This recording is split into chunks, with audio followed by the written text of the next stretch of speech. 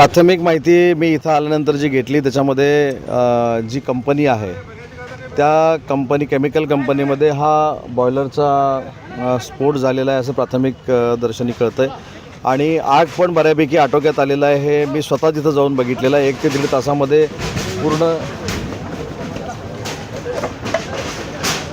पूर्ण आग विझेल अशा पद्धतीचं चित्र आहे.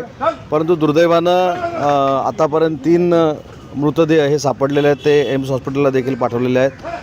जे जखमी आहेत त्यांच्या पाठी सरकार उभं राहील, त्यांचा पूर्ण उपचाराचा खर्च सरकार करेल हे स्वतः मुख्यमंत्री मोदयांनी जाहीर केलेलं आहे. परंतु घटना दुर्दैवी आहे आणि या घटनेच्या मागं नियमबाह्य काय झालेलं आहे का हे देखील तपासण्याच्या स्पष्ट सूचना आमच्या फायर ब्रिगेडच्या लोकांना मी दिलेल्या आहेत. सखोल चौकशी करावी हे देखील निर्देश दिलेले आहेत आणि याच्यामध्ये जर दोषी कोण आढळलं तर त्याच्यावर कार्यवाही करण्यात येईल. आणि याच्या पुढे जाऊन सांगतो, या सगळ्या डोंबिवलीतल्या भागामध्ये डॉक्टर श्रीकांत शिंदेंच्या नेतृत्वाखाली आम्ही एक वर्किंग करत होतो की या ज्या केमिकल कंपन्या आहेत ह्या स्थलांतरित आपल्याला बाहेर ज्या करायच्या होत्या त्यासाठी जागा अवेलेबल नव्हती. परंतु या वर्षभरामध्ये या परिसरामध्ये जागा आपण अवेलेबल केलेली आहे. आचारसंहिता असल्यामुळं जागेचं वाटप झालेलं नाही.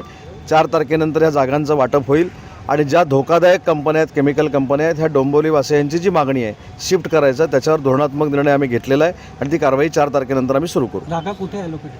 नाही, ती आता ॲडिशनल अंबरनाथमध्ये आहे. ॲडिशनल अंबरनाथच्या बाजूला देखील शेकडो हेक्टर जागा आपण संपादित केलेली आहे. फक्त त्या इंडस्ट्रियलिस्टना कन्व्हिन्स करून ती जागा देणं आता फक्त शिल्लक राहिलेलं आहे आणि त्याच्या संदर्भात 4 तारखेनंतर तातडीनं धोरणात्मक निर्णय जो झाला आहे त्याची अंमलबजावणी करू. ते जखमींचा आकडा अजून कळलेला नाही आहे. परंतु मला मगाशीच कोणीतरी सांगितलं की आजूबाजूला ज्या स्फोटचे परिणाम झाले त्याच्यातनं काही लोक जखमी झालेली आहेत आणि त्या जखमींचा उपचाराचा खर्च देखील शासन म्हणून